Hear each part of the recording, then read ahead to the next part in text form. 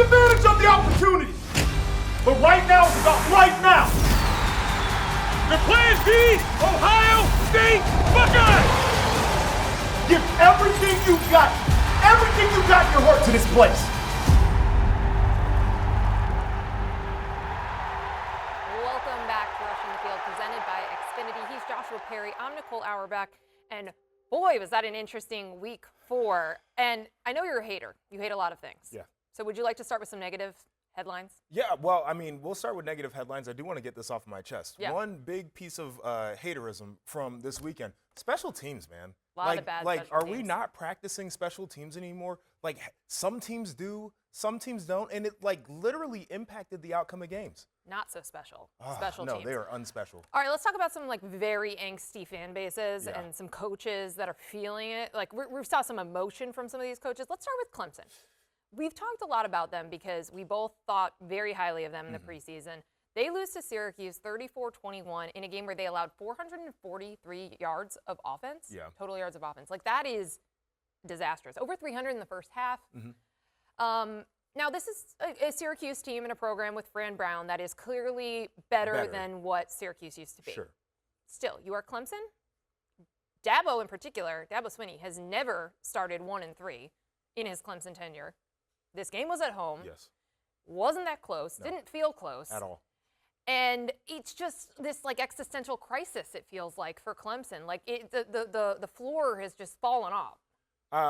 I said this earlier today, and I'll echo it here, but this feels like what happened to Florida State a year ago, where you get to a few games in the season, and it's like, okay, this is actually kind of a disaster, and there's not really any turning back. Like, if I'm a player in that locker room, I'm not exactly sure how many times I'm willing to listen to the coach come up after a game and try to give us a hype speech, a stump speech, or whatever he does in the press conference during the week. Like, clearly we have issues. Our talent is much better than the product that we're putting out there. We're not confident. Like, it feels like one of those points where I don't know if you can turn back right now.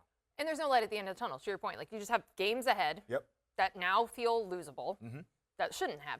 And like we've talked about this, there is a lot of talent on this team. No doubt. Like, for all the stuff we talk about with the portal and NIL, and Dabo's not like super thrilled to do that, it's not like this team lacked talent. They got good players. And they've developed, right? Like, that's what he's wanted to do, and that's what they've done. It's just not at all close to what it needs to be. And I keep saying it, but like the sum is less than the individual parts. No It's doubt. just, it doesn't work.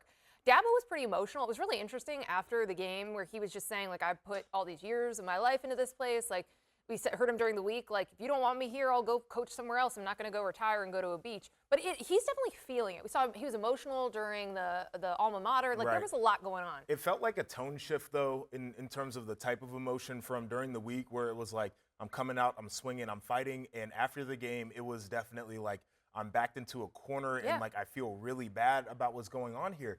And I totally get where he's at. At the same time, like, I don't think anybody's going to feel bad for you. Make a ton of money. Like, you've been very successful, and you've been resistant to adapting in ways that we have watched everybody else in this business adapt. Correct. Like, Nick Saban, the reason he is the greatest of all time is because he adapted over the course of his career. He hired Lane Kiffin to modernize the Alabama offense, and that got them multiple national championships. I also think that this is like him realizing that all of the goodwill, national championships, does not matter. Yeah, it doesn't matter. It doesn't carry over. What have you done for me lately? Exactly. So let's talk about another coach who's facing that as well. Mike Gundy at Oklahoma State. Like, he is Oklahoma State, right? Yes. He's built it. He's been there forever. We talk about it all the time. Like, I'm a man, I'm 40. He's 58 now. Right. He's still there. He's still in Stillwater. They lost by 66 points to Oregon a couple weeks ago, which he preemptively like tried to excuse away as like they spend more on their roster. And also, Oregon could be the #1 team in the country. Yeah, it was still really poor showing. Oh, but awful, but still. You then lose 19-12 at home off a bye week to Tulsa. That's the unacceptable one. Yeah. That's the one you can't have. And like this is a really weird spot, I think, for you and I, because these are coaches that we have watched for a long time. Our entire careers and most of our college careers into pre-college. Like growing up, Gundy was a thing that I saw. I'm 31 years old. Like, these are I played against Clemson teams coached by Dabo, right? Like, it's so ingrained They're with the synonymous sport. with those programs in our minds. And now we're at that point where we're like, are the programs and maybe the individual coaches better off without each other right now? And it's a crazy question to ask. It is. Feels a little bit different. Like, feels like Gundy is more like, this may not last the season. Well, yeah, I mean, and it's bad. And they're also like, again, I keep talking about this idea of like reset, refresh. Like, it's a very long time he's been there, but also this is a new era, and like you got to bring in somebody who can like, you know, get the fundraisers and get the recruits. Who doesn't complain about it. And doesn't And both whine of these about it. coaches do. Yeah. And it feels very different than, like, we always talk about, like, Dan Lanning as someone who, like, if I were starting a program today, he'd be the guy, because Right. he doesn't complain. No, he embraces just attacks it. Right. Yes. And No. Gundy does complain a lot. Right. He also, last year, almost got pushed out. Yes. There was the standoff, right, with the board meeting, and then he takes a pay cut. He revamps his entire staff. The entire staff, this year and last year's staff, none of those people worked there previously. And he had been with the same coordinators and assistants, maybe not coordinators, assistants for a long time. Very long time. So he already did that. So now you're at the point where you're just going to have to cut ties at some point, and it feels like it's an untenable situation. Whereas Dabo, I think, again, despite like there's no light at the end of the tunnel, it would be shocking to see them cut him loose or do something in the middle of the season. Like, I think he's going to get, if not a longer leash, like they'll work with him to try to figure some stuff out. I think it would be, this is a hot take for you, I think it would be more inexcusable for Clemson to continue down the path that they are than Oklahoma State doing what they're doing right now, because Clemson is not that far away from being a team that's a contender. They were in the college football playoff a year ago. We've talked about how much talent they have. Like, this to me is something that you can turn around tomorrow if you get it right. I think Oklahoma State's a little bit further off. Like, they should do something, but it ain't like they're going to go backwards in a way where they can't recover. They're already there. Correct. But also, the Big 12 is wide open. Sure. Year over year. No doubt. We'll get to Texas Tech. Yes. But, like, one portal class, Yeah. one recruiting class can change a lot. That goes back to your Florida State point, by the way. Right. Like, Florida State missed on those guys last year. Insane. Now everything's working, Right. and they look so much better, right? So it's also like, well, do you give a coach one more year, put some money behind him, which, again, Clemson has players. Yes, they do. Like, they stepped up to retain all of these good players that are going to play on Sundays, and they're not winning with them. Yeah. They need to take a hard look at what their staff is right now and how those guys are allowed to operate in terms of creating a game plan, because this does. Yeah, and again, I think, too, sense. when you're somewhere for so long, you lose people around you that are your checks and balances, that say no to things. And then you bring in guys who you want to do it the way that the old guys did it, and they can't be the same guy. Yes. Yeah. So, yeah, I think, again, with Oklahoma's success this season, too, it also kind of spotlights Brent Venables leaving and what that had meant for Clemson as well. Last coach on the hot seat that I want to get your thoughts on, Luke Fickell. Wisconsin's also in a tough place, but there's also a buyout that's at least $25 million. That's a lot of money. It would be by far the most in the Big Ten if it were going to be bought out, and that's at the end of the year.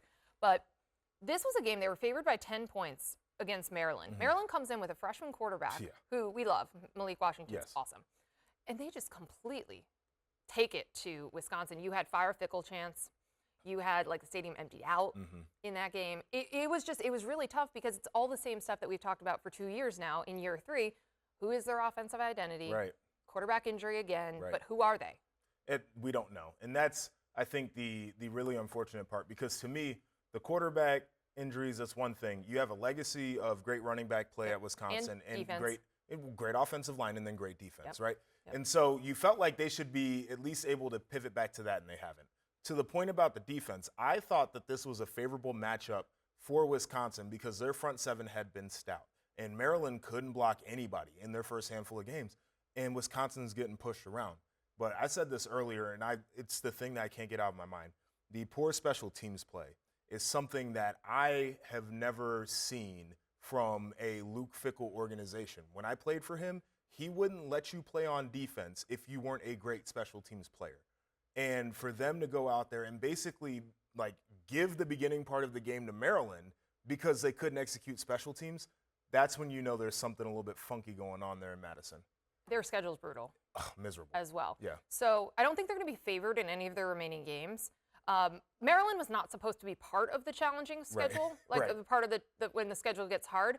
I do think like if we get to 2-10, it's a different conversation. But for right now, like that feels like it's a prohibitive buyout. Yeah, I mean they got to pull off an upset. Like that's the thing that you're wishing for. One of these teams that you're playing. And that's the thing. And that's the thing that they've not been able to do not at in all. Luke Fickell's tenure. They've not been able to beat ranked teams, the good teams, and now a Maryland team that you should be able to beat, a matchup game, not able to beat. So that is hot seat watch for Week 4. Yeah, it is. Let's get to the best of the rest in Week 4. There were a lot of teams in the top 15 that were on byes. So let's start with maybe the most impactful game of the year that might hold up by the end of the season, but certainly so far in the Big 12. Texas Tech beats Utah. Backup quarterback Will Hammond played really well. But this was not exactly the game we expected. I think probably the 10 a.m. local time kick had something to do with it because there were a lot of turnovers in the first half. Right. But the defenses were really good early on, and then Texas Tech pulled away late. The questions coming into this game were, okay, who's for real, right? Is it Utah and Devin Dampier and like bringing in an offensive coordinator in this offense for Utah, or is what Texas Tech spent all their money on, is that going to pay off? And it looks like it did. It looks like they are a legitimate Big 12 contender. They've never won a Big 12 championship. Yeah, I mean, follow the money on this one for sure. Like I think they brought in a collection of players that ended up being the right mix because we've seen when you spend the money and it goes wrong, like A&M did right at the beginning First year of NIL era.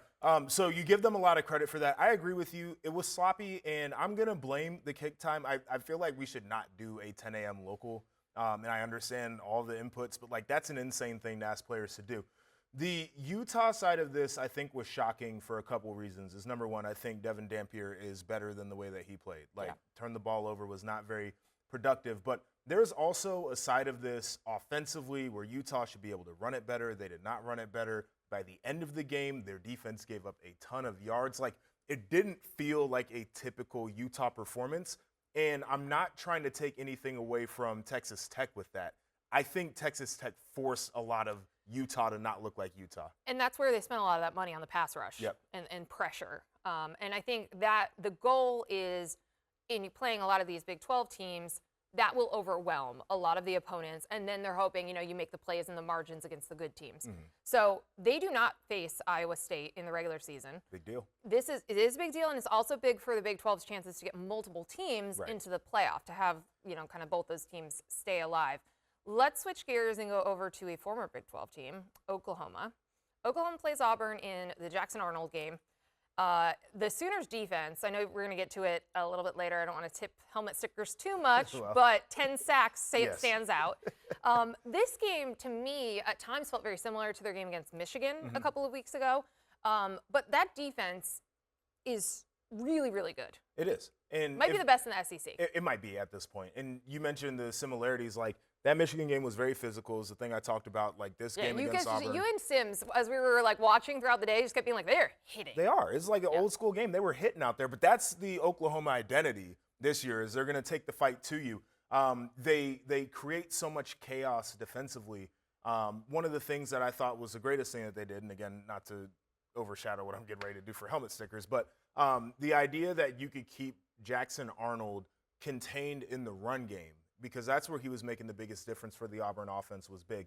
But there are a couple things we should talk about. Is number one, that penalty that should have been called on the touchdown. Yeah. Where they were. It was the rule Deception. is that deception with a substitution. Yes. So it looked like the player was coming off the field. He wasn't, and then he was wide open for a touchdown. Right. Like, they have to get that right because that is a scoring play. But there's the other side of that where the play before that, Auburn's punter lost his mind. And I'm you and your special teams railing today. on special teams. But it gave Oklahoma the ball on the 12-yard line. It's hard for me to feel bad in that scenario. And this was a game that points were at a premium. Yes. And Not a lot of points.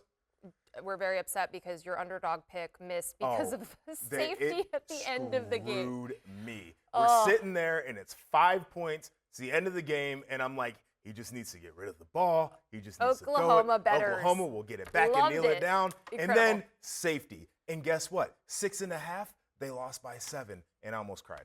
You did almost cry, and you didn't even have money on it. It was just a pride of your underdog pick. Yeah, I don't want to lie to America. I hit on mine at least. Yeah, you did. Well, you took Maryland, which was a really good one. That was a really good pick. Really good pick. Okay, so let's talk about Michigan, because the win over Michigan is now going to age better for Oklahoma as well. All of this is connected. They go out and they win at Nebraska. We had circled that game because Nebraska's schedule pretty favorable from that point on. So we could talk about them as a CFP contender. I know you thought that they could do that in your preseason bracket. But like, this was a big win for Michigan. So much of like what I'm excited about with Bryce Underwood and this team moving forward is that like, oh, well, next year they'll have better receivers because everyone's going to want to come play with Bryce Underwood. But man, he's doing really special things. They have running backs that can break away these big plays. I mean, there's a lot. Yeah, and like, it wasn't a huge Bryce Underwood throwing the ball down the field day, but it was a very like made some big throws when he needed to type of day, was able to use his legs to extend drives and get first down, score a touchdown type of day. But the thing that I was most inspired about when it came to Michigan was the way that their offensive line played, because that was a concern to me, especially after watching them against Oklahoma. I'm like, this ain't the same Michigan offensive line, and they were moving people out of the way. I'm hearing you were inspired by Michigan. Well, I'm being honest right now. That is inspirational to me. Well, doing things the right way in a game, which That's a lot true. of these. This was people also don't like the to do. last game that Sherrod Moore was suspended for. Yes. Which Biff did a great job. Great job. And like, it really felt. Remember, he said like, we're not gonna like hamstring Bryce Underwood. We're gonna give him the green light. Batman, right? Like he was Which- like, yeah, green light. He can do whatever he wants. Did he have the red light before then? Well, I mean, that game plan against Oklahoma was really conservative, It was. right? So it did feel a little bit different.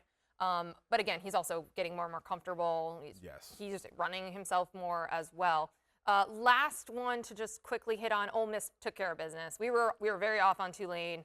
They had two big wins over power conference teams. Ole Miss was a different animal, even with the backup quarterback. Lane Kiffin's offense is just incredible. And Jake Retzlaff finished with 56 pass yards, 51 rush yards. It's bad. That was not going to be the formula. Stat line. No. I think Lane listened to Rushing the Field on Thursday. Oh, yeah? Yeah. He came to play. Is that all you got? No, that's there's nothing else to say. The game wasn't entertaining at all. Like, they came to play. That's it. That's all I Okay, got. all right, let's do helmet stickers. I'll go first. Yes. Because we haven't hit on Notre Dame yet. So Notre Dame was 0-2. A lot of conversation all week about being ranked still. How good are they? How can you tell when they haven't won any games, but they've played two top 10 teams, and they lost by a combined 4 points? They needed to show and answer a lot of questions, I think, and we got some. I think there's still concerns with the defense, but the running backs were very, very good. Jeremiah Love was very good, but I'm going to give my helmet sticker to Jadarian Price. Mm-hmm.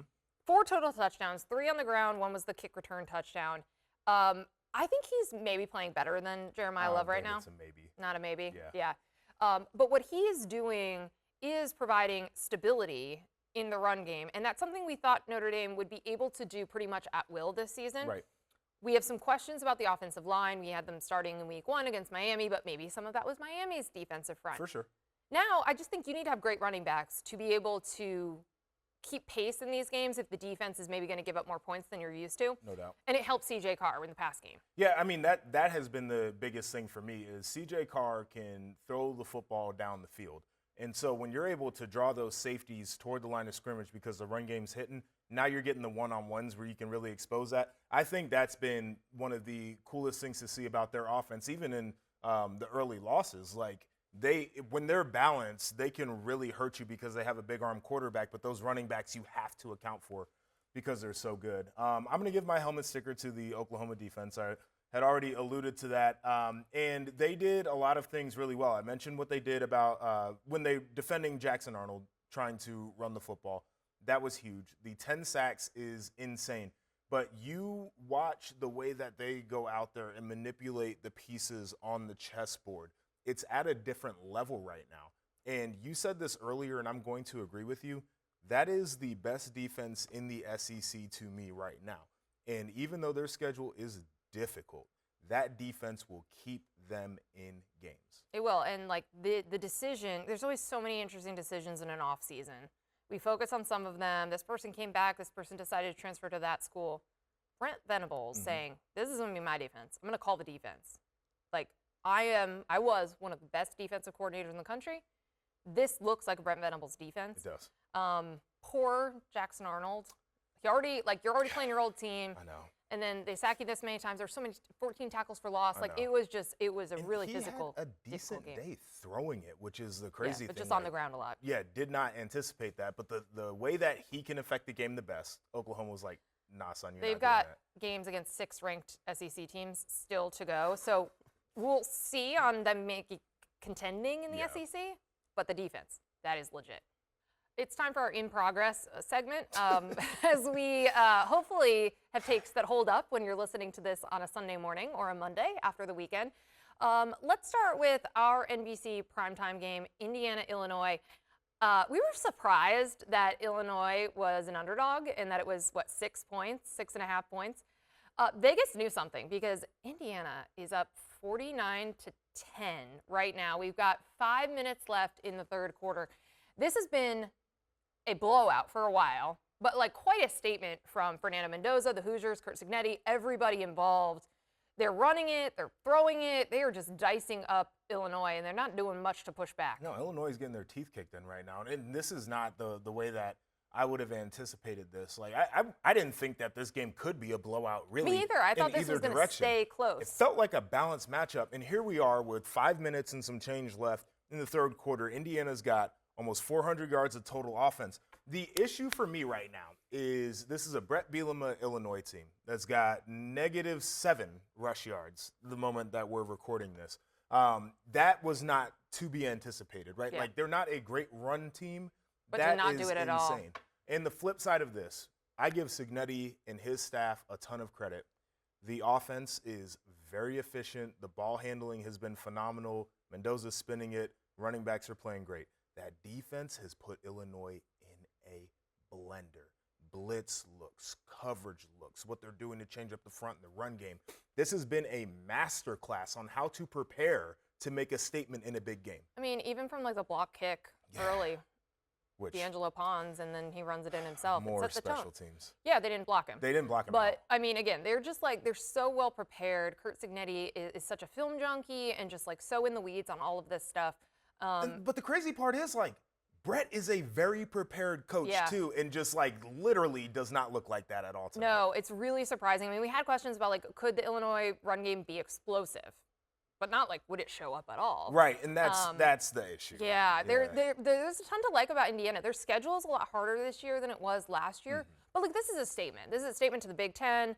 It's a statement about, hey, last year's over. Right. And we're not going anywhere. Right. And they needed to, because I think there were some people that were like, Curt Cignetti ran his mouth too much last year, and I want to see And then them they get lost to beat. the only good teams that they played. Right, and he's like, no, this is what I do. He is also, throughout this, making faces, and he's just very frustrated, even though they are up 49-10 as we were recording this. Well, he cracked a little smirk when he was doing the halftime interview. And he was like, what do you want to see? And he's like, more points. Yeah, and he smiled. So that made me very happy. Let's also hit on Miami and Florida. This one is, well, it's still a game, which is a little surprising considering how much Miami dominated the first half. They did have to settle for field goals, so that hurts you. Florida had 32 total yards of offense and 1 first down in the first half. Yeah. They've now come back. They've scored a touchdown. So it's a one-score game as we're recording this in the second half. So we'll tie a bow on this in our midweek pod, but what have you noticed so far? I mean, Carson Beck looks more like the Beck we saw last year than the one that we've seen in the early parts of this year. Only 50% completion, interception up to this point. So not playing super well. DJ Lagway, everybody's like, oh, man, this dude could win the Heisman. And, I don't know if it's because of the situation they're in as a team, the offense, or if he might just not have developed the way we thought he would. But he hasn't looked great either. And so there's this push and pull about the quarterbacks. But the one thing that comes through for Miami to me is they're built well in the trenches, so they can still run the ball well even when Carson Beck's not having the best day. Yeah, and to the point about DJ Lagway, he's running the ball this game. He looks like he's been through it. And we're still, with a quarter plus to play. So as we're recording this again, Miami 13-7 over Florida. Last question as we kind of wrap up tonight's pod, Joshua. What happens to Indiana and Illinois from here? I mean, Indiana is going to shoot up the rankings as they should, and I think this is a confidence booster, but it's also like the same thing as last year. Everybody knows who you are. Illinois is a total regroup. Like, you just throw this one out. I don't know how much of the tape you watch, and then you say, we still have a path forward, right? Like, it's you've got much USC, more difficult. you've got Ohio State. But you have a path, right? And so I think that's where they have to reset. I think that's a great point. I mean, we talked a lot about this. Like, this is about the second tier in the Big Ten. How many playoff contenders? Well, Indiana is certainly one of them. Yes. We'll learn more about USC in the future. Nebraska kind of missed their opportunity. Yes. Does Michigan play their way into it? There's still a lot of questions left to answer. But great quarterbacks in the Big Ten. Some really, really good teams in the second tier. And so we will continue to learn week to week. That'll do learning. it. Don't you love learning? I do love learning. That'll do it for Rushing the Field, presented by Xfinity. We'll see you soon.